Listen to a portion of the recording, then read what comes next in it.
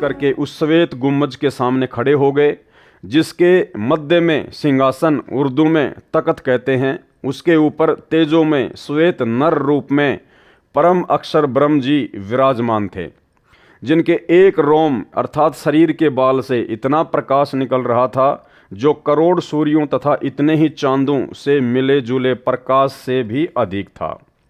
इससे अंदाजा लग जाता है कि उस परम अक्षर ब्रह्म सत्य पुरुष जी के संपूर्ण शरीर की कितनी रोशनी होगी। सतलोक स्वयं भी हीरे की तरह प्रकाशमान है। उस प्रकाश को जो परमेश्वर जी के पवित्र शरीर से तथा उसके अमर लोक से निकल रहा है, केवल आत्मा की आंखों से अर्थात दिव्य दृष्टि से ही देखा जा सकता है, चरम दृष्टि से नहीं देखा जा सकता। फिर जिंदा बाबा अपने साथ बालक गरीबदास जी को लेकर उस सिंहासन के निकट गए तथा वहां रखे चवर को उठाकर तख्त पर बैठे परमात्मा के ऊपर डुराने चलाने लगे।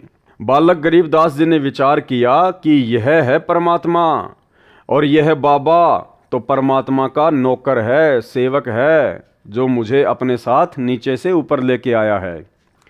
उसी समय तेजो में शरीर वाला प्रभु सिंहासन त्याग कर खड़ा हो गया, जिसको गरीबदास जी परमात्मा समझ रहे थे, जो सिंहासन पर बैठा हुआ था तेजोमय रूप में, वो सिंहासन से खड़ा हो गया और जिंदा बाबा के हाथ से चवर ले लिया और जिंदा बाबा को सिंहासन पर बैठने का संकेत किया।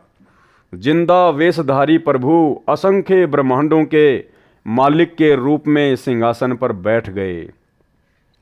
पहले वाला प्रभु जिंदा बाबा पर चवर करने लगा। संत गरीबदास जी विचार कर ही रहे थे कि इनमें परमेश्वर कौन है। इतने में तेजों में शरीर वाला प्रभु जिंदा बाबा वाले शरीर में समा गए, दोनों मिलकर एक हो गए। भाई और बहनों, ये जो भ्रमणा है गुरु और परमात्मा को अलग अलग मानने की, ये आदरणीय गरीबदास जी महाराज जी की इस जीवनी से आप और हमारे दिलो दिमाग से हट जानी चाहिए, मिट जानी चाहिए। परमेश्वर का काम परमेश्वर ही कर सकते हैं। परमात्मा का काम सतलोक से आके कोई आम प्राणी, कोई आम जीव नहीं कर सकता। परमात्मा कहते हैं जिसका काम उसी को साजे और करे तो मूर्ख बाजे। आज से पहले परमेश्वर ने हमें जितने भी उदाहरण दिए हैं, चाहे वो आदरणीय धर्मदास जी का जीवन हो, गरीबदास जी का हो, मलुकदास जी का हो, दादू जी का हो, नानक जी का हो, सबकी जीवन लीला में एक घटना बिल्कुल कॉमन रही है। क्या? वो कबीर परमात्मा स्वयं ही सतलोक से एक जिंदा महात्मा का रूप बनाकर, एक संत का रूप बनाकर या सतगुरु का रूप धारण करके नीचे आकर ज्ञान देता है, अच्छी आत्माओं को मिलता है। आदरणीय धर्मदास जी को भी परमात्मा ने यही कहा कि भाई मैं तो परमात्मा का भेजा हुआ नौकर हूँ, मैं तो परमात्मा का भेजा हुआ दास हूँ, आप लोगों को समझाने के लिए आया हूँ। ये नहीं कहा कि मैं खुद ही कबीर परमात्मा हूँ, मैं खुद ही सत्य पुरुष हूँ। यही लीला आदरणीय गरीबदास जी महाराज जी के साथ हुई। जिंदा महात्मा के रूप में आदरणीय गरीबदास जी महाराज जी को मिले। यही लीला उन्होंने दादू जी के साथ में की और नानक जी को भी बेई नदी पर जिंदा महात्मा के रूप में ही मिले और परमेश्वर का दास बताया, परमेश्वर का प्रतिनिधि बताया, नौकर बताया। और भाई बहनों, उसके बाद में जब वे महापुरुष उस जिंदा महात्मा के साथ में, जिसको वो मात्र एक बाबा समझ रहे थे, संत समझ रहे थे, परमात्मा का भेजा हुआ कोई दूत समझ रहे थे, जब वे सभी आत्माएं सतलोक देखने के लिए उनके साथ में जाती हैं, तो सबके साथ में यही लीला होती है, यही घटना घटित होती है। वहां जाते ही उन सब आत्माओं की चौंध टूट जाती है, उनका भ्रम निवारण हो जाता है। जब वे नीचे से ऊपर जाते हैं जिंदा बाबा के साथ में, और जब वे सतलोक में प्रवेश करते हैं, सिंहासन के पास जाते हैं, तो पहले से ही उनको परमेश्वर अपने किसी अन्य रूप में सिंहासन पर तेजोमय रूप में, नूरी रूप में बैठे हुए मिलते हैं। और जब वो आत्मा उनको देखती है, उनके नूर को, क्योंकि सतलोक में जाते ही ऑटोमेटिक हमारे को परमेश्वर जी के आशीर्वाद से दिव्य दृष्टि प्राप्त हो जाती है। हम इस चरम दृष्टि से उस परमेश्वर को नहीं देख सकते, इसलिए सतलोक में जाते ही परमात्मा हमें दिव्य दृष्टि दे देते हैं। तो गरीबदास जी ने देखा कि भगवान तो ये है, परमात्मा तो ये है जो सिंहासन पर बैठा हुआ है, और इनके शरीर में इतना तेज, 1 करोड़ सूरज और 1 करोड़ चांदों की रोशनी यदि इनके एक बाल से तुलना की जाए तो परमेश्वर के बाल की चमक, नूर, आभा उन 1 करोड़ सूर्य और 1 करोड़ चंद्रमाओं के प्रकाश से भी ज्यादा है और शीतल, मन को आनंद देने वाली। तो उन सभी भक्तों ने ये सोचा, सभी आत्माओं ने यही सोचा कि परमात्मा तो ये है, और ये जो जिंदा बाबा है ना, जो मेरे साथ आया है, जो मुझे अपने साथ में लेकर आया है, ये तो इसका कोई नौकर है यहाँ का। और फिर वो देखते हैं कि नीचे से जो जिंदा बाबा मुझे लेकर आया है वो एक चवर उठाता है और पहले से सिंहासन पर बैठे हुए नूरी शरीर वाले परमात्मा के ऊपर चवर करने लगता है। तो उन आत्माओं को दृढ़ विश्वास हो जाता है कि भाई वास्तव में परमात्मा तो यही है जो सिंहासन पर बैठा हुआ है, और जो नीचे से मुझे लेके आया है ये तो इनका नौकर है, इनका सेवक है जिंदा बाबा तो। लेकिन कुछ ही समय बाद में वो क्या देखते हैं कि सिंहासन पर जो बैठा हुआ था नूरी शरीर वाला परमात्मा, वो खड़ा होता है और जिंदा बाबा के हाथ से चवर ले लेता है और जिंदा बाबा से प्रार्थना करता है, हाथ जोड़कर उनको संकेत करता है कि आप सिंहासन पर बैठिए। और वो जिंदा बाबा सिंहासन पर बैठ जाता है, असंख्य ब्रह्मांडों के स्वामी के तख्त पर, सिंहासन पर, गद्दी पर। और वो तेजों में नूरी शरीर वाला परमात्मा जिंदा बाबा के ऊपर चवर करने लगता है। उसके बाद वो आत्मा भ्रम में पड़ जाती है जो नीचे से जाती है कि भाई परमात्मा पहले वाला था या परमात्मा ये है। जब वो आत्मा ये सोच ही रही होती है, उसी समय वो तेजों में शरीर जो जिंदा बाबा पे चवर कर रहा होता है वो जिंदा बाबा के अंदर समा जाता है और अकेले वो जिंदा बाबा ही असंख्य ब्रह्मांडों के स्वामी के सिंहासन पर विराजमान रहते हैं।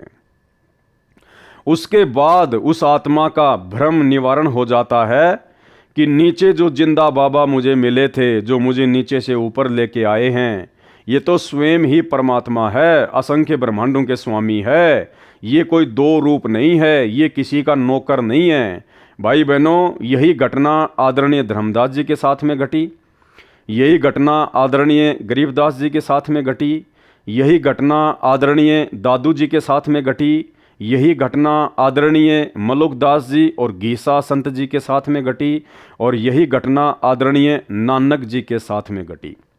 और भाइयों और बहनों, इस घटना के माध्यम से परमात्मा आप और हमें समझाना चाहते हैं, क्योंकि ये सारी की सारी लीला, ये गरीबदास जी को निमित्त बनाना, गरीबदास जी के माध्यम से ये सदग्रंथ साहिब लिखवाना, ये प्रमाण देना, ये सारी की सारी बातें भाइयों और बहनों केवल आप और हम बिचली पीढ़ी वाले मंद बुद्धि भक्तों को ये यकीन दिलाने के लिए परमात्मा ने घटित की, ताकि अब हम इन सभी प्रमाणों को देखकर, इन लीलाओं को देखकर, इन घटनाओं को देखकर हम सहज में और आसानी से, बिना किसी अपने गुरुदेव भगवान को परेशानी दिए, समझ जाएं कि हमारे गुरुदेव भगवान स्वयं कबीर परमात्मा हैं।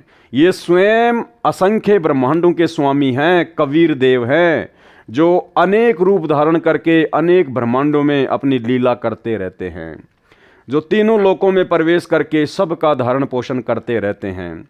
यही परमात्मा यहाँ पर आज हमारे सतगुरुदेव जी के रूप में आए हुए हैं, और यही परमात्मा अपने एक तेजोमय रूप में, नूरी रूप में, सतलोक में बैठकर असंख्य ब्रह्मांडों का संचालन कर रहे हैं। हमारी ये चौंध तोड़ने के लिए परमात्मा इस प्रकार की लीलाएं करते हैं, ताकि हमें, जब हम इस बिचली पीढ़ी में मोक्ष के प्राइम टाइम में पहुंच जाएं, तो उस समय हम आसानी से अपने गुरुदेव भगवान को, जो कि संत रूप में आए हुए हैं, सतगुरु रूप में आए हुए हैं, साहिब से सतगुरु भय, सतगुरु से भय संत, और धर धर वेख विशाल अंग, ये खेल आदि और अंत, हम केवल इन्हीं को अपना परमात्मा मान लें और अन्य में परमात्मा देखना बंद कर दें। इस कागज़ की फ़ोटो को, जो कि कबीर जी की मानी जाती है, इस काल्पनिक कागज़ की फ़ोटो को हम परमात्मा मानकर पूजना बंद कर दें, और पूरा प्रेम, पूरी लगन, पूरा समर्पण, पूरा भाव, पूरी श्रद्धा केवल अपने गुरुदेव भगवान के प्रति ही समर्पित कर दें, और इसी जन्म में अपना आत्म कल्याण करवा लें। केवल इसलिए परमेश्वर ने ये इतने सारे हमारे को उदाहरण दिए हैं।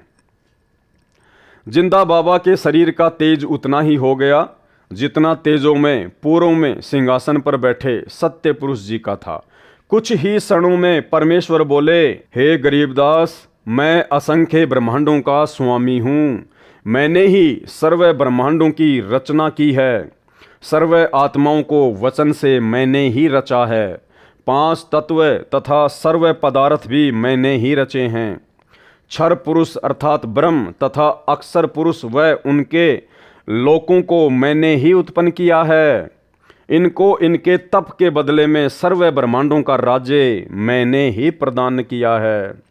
मैं 120 वर्ष तक पृथ्वी पर कबीर नाम से जुलाहे की भूमिका करके आया हूँ। भारत देश के काशी नगर बनारस में नीरू नीमा नाम के पति पत्नी थे। वे मुसलमान जुलाहा थे। वे निसंतान थे। ज्येष्ठ सुधी पूर्णमासी की सुबह ब्रह्म मुहूर्त में लहर तारा नामक सरोवर में काशी के बाहर जंगल में मैं नवजात शिशु का रूप धारण करके कमल के फूल पर लेटा था। मैं अपने इसी स्थान से गति करके गया था। नीरू जुलाहा तथा उसकी पत्नी प्रतिदिन उसी तालाब पर स्नानार्थ जाया करते थे, नहाने के लिए जाया करते थे। उस दिन मुझे बालक रूप में प्राप्त करके अत्यंत खुश हुए मुझे अपने घर ले गए। मैंने 25 दिन तक कुछ भी आहार नहीं किया था। तब शिवजी एक साधु के वेश में उनके घर गए। वह सब मेरी प्रेरणा से ही थी। शिव से मैंने कहा था कि मैं कंवारी गाय का दूध पीता हूँ। तब नीरू एक बछिया लाया। शिव को मैंने शक्ति प्रदान की। उन्होंने बछिया की कमर पर अपना आशीर्वाद भरा हाथ रखा। कंवारी गाय ने दूध दिया। तब मैंने दूध पिया था। मैं प्रत्येक युग में ऐसी ही लीला करता हूँ। मैं प्रत्येक युग में ऐसी ही लीला करता हूँ। अब भाइयों और बहनों, मन में कोई शंका नहीं होनी चाहिए। ये बात सुनकर जो यहाँ लिखी हुई है, परमेश्वर कह रहे हैं कि मैं प्रत्येक युग में ऐसी ही लीला करता हूँ। जब मैं शिशु रूप में प्रकट होता हूँ तो मैं कंवारी बछिया का ही दूध पीता हूँ। एक निसंतान दंपत्ति मुझे घर लेकर आ जाती है, मेरा पालन पोषण करती है। तो आपके मन में ये शंका नहीं होनी चाहिए कि भाई पवनदास तो सतगुरु रामपाल जी परमेश्वर जी को परमात्मा बताता है, अल्लाह बताता है, स्वयं कबीर बताता है। तो सतगुरु रामपाल जी की परवरिश तो कंवारी बच्चियों से नहीं हुई। भाई और बहनों, यहाँ समझना ये है कि ऐसी लीला केवल परमात्मा प्रत्येक युग में एक बार ही करते हैं।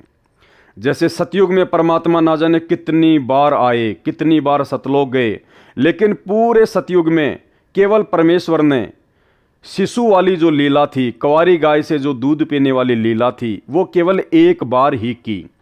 उसके बाद में द्वापर में परमेश्वर आए मुनिंदर ऋषि के रूप में। उसके बाद में जब त्रेता युग में परमात्मा फिर आए मुनिंदर ऋषि के रूप में, तो परमेश्वर ने केवल एक बार ही वो लीला की थी कुंवारी गाय से दूध पीने की।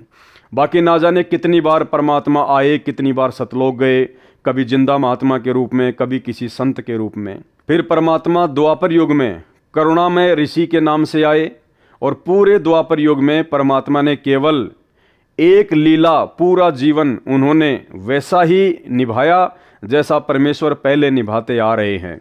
एक निसंतान दंपत्ति उनको उठाकर ले आती है और कंवारी गाय के दूध से फिर परमात्मा गुरु बचन पे डट गे, कट गे फंद 84 के, कट गे फंद 84 के, कट गे फंद 84 के।